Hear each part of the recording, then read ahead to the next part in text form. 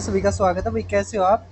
तो भाई राजस्थान में आज 6 जुलाई को ग्रेड 1 का ग्रुप ई का जीके का पेपर हुआ था। उसमें मैथ के क्वेश्चन आए हुए हैं, तो मैंने मैथ के क्वेश्चन अलग से निकाल रखे। काफ़ी अच्छे क्वेश्चन है भाई, आपको जरूर करने चाहिए। चाहे आप राजस्थान में किसी भी एग्ज़ाम की तैयारी करते हो या फिर और भी स्टेट के, जरूर देखने चाहिए। और भी स्टेट वालों को, एसएससी वालों को भी जरूर देखने चाहिए। कई क्वेश्चन ऐसे हैं जो एसएससी में पूछे जा सकते हैं, ठीक है, अच्छे क्वेश्चन है। अब देखो, सबसे पहले पहला क्वेश्चन। उससे पहले भाई ये मेरा टेलीग्राम चैनल है, यहाँ पे आपको पेपर्स मिल जाएंगे और जो ये मैं करवाने लग रहा हूँ ये भी, ठीक है। तो आप इसको जरूर ज्वाइन करना। तो अब देखो भाई, प्ले लिस्ट राजस्थान के पेपर राजस्थान एग्जाम्स के नाम से अलग से प्ले लिस्ट बना रखी है। वहाँ पे मैंने 22 वीडियो करवा रखी है, जैसे कि आप देख पा रहे होगे, ये रहे, ठीक है। यहाँ पे 23वीं वीडियो ये है। मैंने ग्रेड 1 की 2 वीडियो पहले भी डाल रखी है, जैसे कि आप देख पा रहे होगे, ये रही 23 जून की, और एक उसके बाद 25 जून और एक 26 जून की। तो तीनों वीडियोस आप जरूर देखना। चौथी वीडियो ये रही। तो अब देखते हैं क्या कुछ आया है। तो भैया एक बार इंग्लिश मीडियम वाले ये क्वेश्चन देख लो। उसके बाद हिंदी की जो इसकी ट्रांसलेशन है वो देख के मैं ये क्वेश्चन करवाऊंगा। देख रही सभी ने?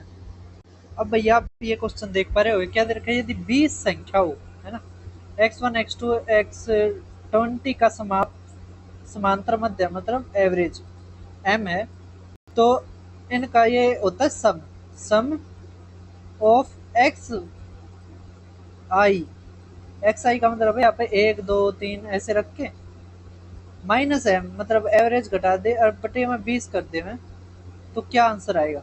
तो हम एक एग्जांपल ले लेते हैं, उसके माध्यम से समझाऊंगा मैं। मैंने मान लिया 3 संख्याएं हैं, ठीक है, 3, 1 2 3। तो इनका जो मध्य आएगा, एम आएगा, वो कितना आ जाएगा? 2। अब कह रखा है एक्स आई माइनस एम, तो 2 में तो 1 गया, 1 जमा में 0 जमा में 1 बटे में 2, ठीक है। तो भाई देखो, यहाँ पे आ जाएगा हमारा, जैसे हम करेंगे 1 माइनस का 2 तो माइनस का 1, तो हमारा क्या आ जाएगा? 0, ठीक है। तो आप कोई भी एग्जांपल लो, अगर वो इस स्टेटमेंट में है कि एक्स आई माइनस एम बटे में नंबर ऑफ टर्म्स, है ना, और उसका जो हमें क्या लेना, सम, तो वो क्या आता है हमारा हमेशा आंसर? 0, ठीक है। आप यहाँ पे 1 2 3 4 करके भी ले सकते हो, सेम आंसर आएगा। सभी को समझ में आ गया होगा। अब देखते हैं हम दूसरा क्वेश्चन। अब भाई साहब आप ये क्वेश्चन देख पा रहे होगे, इसको कैसे करेंगे आप? देखो, यहाँ पे आप एक चीज देखोगे कि 2 और 3 की पावर में है सब कुछ, ठीक है। तो ये देखो 9 है, तो 3 की पावर 2 होता है, 3 की पावर 2n गुणा में 3 की पावर 2 गुणा में, देखो माइनस माइनस प्लस 2 तो 2 गया, तो हमारा आ गया 3 की पावर n, माइनस में 27, 27 मतलब 3 की पावर 3, तो 3 की पावर 3n बटे में 3 की पावर m 3m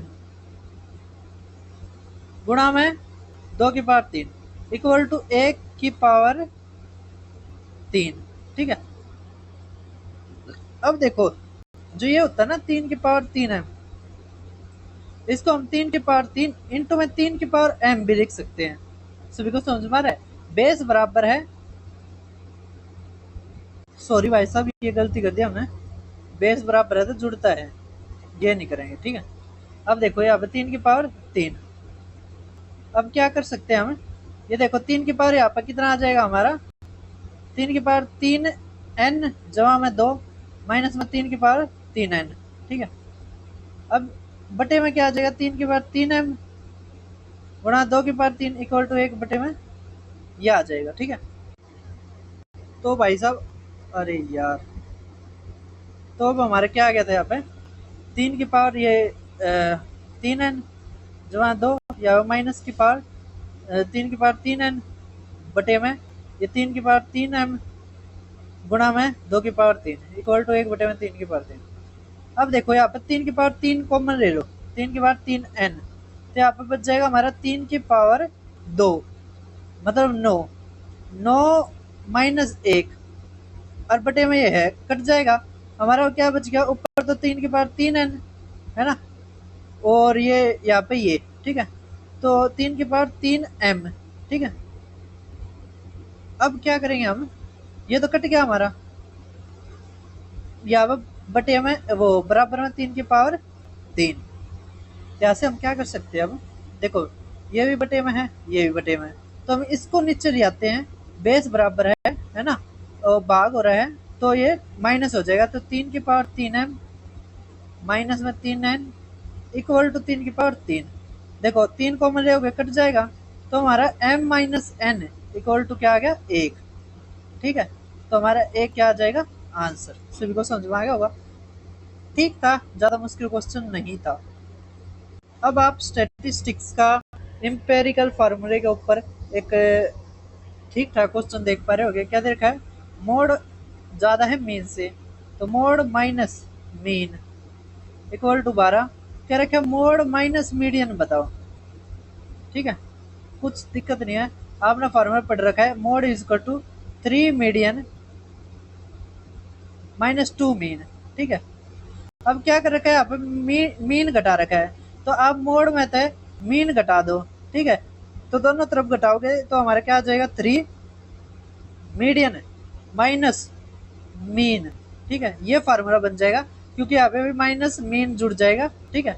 तो अब यहाँ पे कितना दे रखा है हमें, ये 12, और हमें ये निकालना है, तो 3 से भाग दे देंगे हमारा, तो हमारा आंसर आ जाएगा 4। बहुत बहुत ज्यादा आसान था, ठीक है, कोई ज्यादा मुश्किल नहीं था। आपको ये एम्पेरिकल फार्मूला याद था, तो आप आसानी से कर सकते थे इस क्वेश्चन को। अब आप देख पा रहे होगे नेक्स्ट क्वेश्चन को। अब इसमें क्वाड्रेटिक इक्वेशन के ऊपर ही है ये क्वेश्चन। क्या दे रखा है इसमें, समझो थोड़ा हा, कि जो सम ऑफ जीरोज है ना, पोलिनोमियल ए एक्स का स्क्वायर जमा बी एक्स जमा में सी, वो इक्वल है सम ऑफ, सम मतलब जोड़, स्क्वायर्स ऑफ जीरोज। हमने माना कि अल्फा और बीटा क्या है, इसके जीरोज हैं, ठीक है, या रूट्स हैं। तो इसमें क्या रखा है, जो सम है ना, मतलब अल्फा जमा बीटा है, वो किसके बराबर है, सम ऑफ स्क्वायर ऑफ जीरोज, मतलब अल्फा का स्क्वायर जहाँ बीटा का स्क्वायर, ठीक है, इसके बराबर है। समझ पा रहे हैं। अब यहां से देखो, अल्फा प्लस में बीटा किसके बराबर आएगा, माइनस का बी अपॉन में ए, और अल्फा और बीटा हमारे किसके बराबर आएगा, तो सी अपॉन में ए, ठीक है। अब अल्फा प्लस में बीटा इक्वल टू ये है ना, प्लस में इसकी जगह हम क्या लिख सकते हैं, इसके जगह आपने फार्मूला पढ़ा होगा ना, ए जमा बी का स्क्वायर, ठीक है, तो वही फार्मूला हम यहाँ पर अप्लाई कर देते हैं, क्या, अल्फा जमा बीटा का स्क्वायर माइनस में 2 अल्फा बीटा, ठीक है।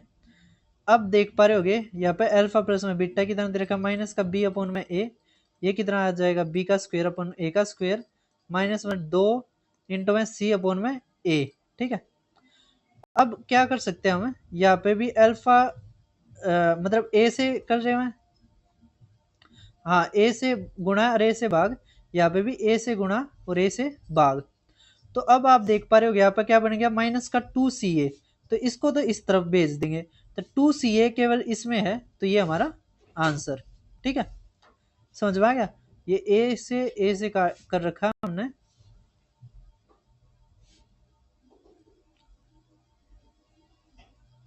तो बाद में हमें ये ए स्क्वायर है ना, ये सारे कट जाएंगे, ठीक है, तो हमारा आंसर क्या आ जाएगा, फर्स्ट।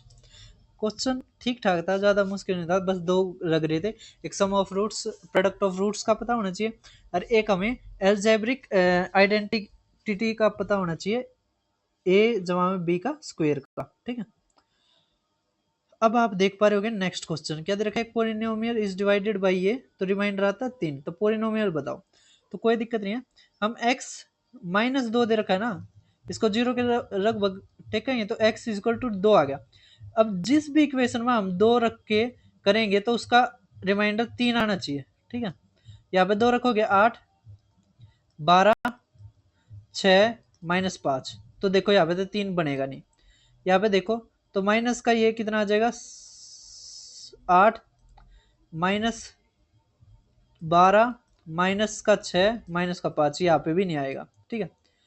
अब हम एक देख लेते हैं, लेकिन इसमें अच्छा ये क्वेश्चन नॉट अटेम्प्टेड है, कोई दिक्कत नहीं है, माइनस का 8 जमा 12। वैसे देखो ये सारी एक का जैसी हैं, ठीक है, बस साइन बदल रखे हैं। तो आप साइन बदल के भी कर सकते हो, ठीक है, साइन साइन चेंज करके। यहाँ पर आ गया 6 जमा 5, तो ये 6 यहाँ पर -2 और ये 3, बिल्कुल हमारा 3 आंसर आ गया, तो तीसरा हमारा आंसर, ठीक है। हम ऑप्शन से निपटा देंगे, कोई दिक्कत नहीं है। अगर आप इसको करना भी चाहो तो बहुत बड़ा तरीका लगेगा। कौन सा? देखो भाई इंग्लिश में थोड़ा गलत है। क्या कर रखा है? एक polynomial is divided by dash, तो यहाँ बताना था अ पोलिनोमियल। अच्छा भागफल, ठीक है ठीक है, ये ठीक है। यहाँ पे बीच में मिस हो रहा है कुछ, ये वाला है, उसका जो क्वेश्चन है वो x-2 आना चाहिए वो। अब आपको पता है कि डिविडेंड किसके बराबर होता है? डिविडेंड इक्वल टू डिवाइजर गुणा में क्वोशिएंट जमा में रिमाइंडर, ठीक है। तो यहाँ पे क्वोशिएंट क्या दे रखा है हमें? ये रहा, और ये तो क्या है, ये है डिवाइजर, ये हमारा क्वोशिएंट भागफल है ना, ये रिमाइंडर। तो बस ये रख के यार आप कर सकते थे, लेकिन वो बड़ा पड़ता, ठीक है। ऑप्शन से हमने जल्दी ही इसको फिनिश कर दिया, ठीक है, ये मैंने करवा दिया। अब आप 3D के 2 क्वेश्चन आ रहे हैं, ज़्यादा मुश्किल नहीं है। ये क्वेश्चन आपने खुद करना है, इसमें कोई दिक्कत नहीं, आपने वॉल्यूम बतानी है इसकी। अब वॉल्यूम में आता है पाई, है ना, पाई आता है 11 से, तो 11 का देख सकते हैं हम। तो देखो ये 3 और 9 5 14, 14 में से 3 11 से हो रहा है, या 8, भाई ये तो हो रहे हैं, तो नहीं कर सकते हम ऐसे। तो क्या है, यह अपना खुद करना है, ठीक है। कमेंट करो इसका answer, comment it in the comment box, ठीक है, comment your answer in the comment box. अब लास्ट क्वेश्चन देख पा रहे होगे आप? अच्छा लास्ट नहीं, अभी 2 रहते हैं। क्या कह रखा है? एक होलो स्फीयर है जो इंटरनल और एक्सटर्नल डायमीटर ये, तो रेडियस हमारा 2, ये 4, melted into A cone of base diameter इतना, तो ये 4 आ जाएगा। कोण में बदल दिया जाता है, तो हाइट ऑफ कोण बताओ, कोई दिक्कत नहीं है। अगर एक होलो सिलेंडर है, होलो सिलेंडर का क्या होलो स्फीयर है, तो देखो इस तरह हो जाएगी। तो इसका जो वॉल्यूम निकालेंगे ना हम, तो कैसे निकालेंगे? जो इसका जो मटेरियल है ना, असली मटेरियल है, वो कहाँ पर है? वो इसमें है, देखो ये रुको 1 मिनट, इसमें है भाई, ठीक है ठीक है। अब इसमें क्या आ जाएगा? 4/3 पाई, ये बाहर की जो रेडियस है ना, आर, बड़े आर से दिखाते हैं, आर का क्यूब माइनस में छोटे आर का क्यूब, माइनस है ये, ठीक है, इक्वल टू किस में बदल दिया? कोण में, तो 1/3 पाई आर स्क्वेयर एच, तो पाई था पाई गया, 3 था 3 गया, तो 4, ये आर का क्यूब मतलब 4 का क्यूब, 4 का क्यूब 64 माइनस 8, तो 52 आ गया हमारा, 56 आ गया, इक्वल टू आर का स्क्वायर कितना है? 16 गुणा में एच, तो ये 4 तक गया, ये 14, ठीक है। तो 14 हमारा क्या आ गई? हाइट। तो काफ़ी आसान था, कोई ज़्यादा मुश्किल नहीं था। कई बार ओरो सिलेंडर के ऊपर भी आता है, ठीक है। अब देखो क्या रखा है? एक sphere is exactly fit in A cube, एक क्यूब बना लेते हैं हम पहले इस तरह। इसमें एक हमने क्या कर दिया? स्पीयर एक फिट कर दिया, थोड़ा क्यूब हमारा बन नहीं पाया सही तरह, एक बार दोबारा ट्राई करके देखते हैं हम।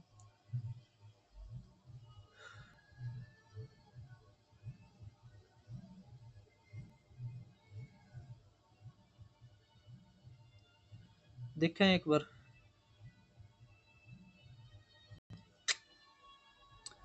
एक बार हम सर्कल बनाते हैं, फिर ट्राई करते हैं।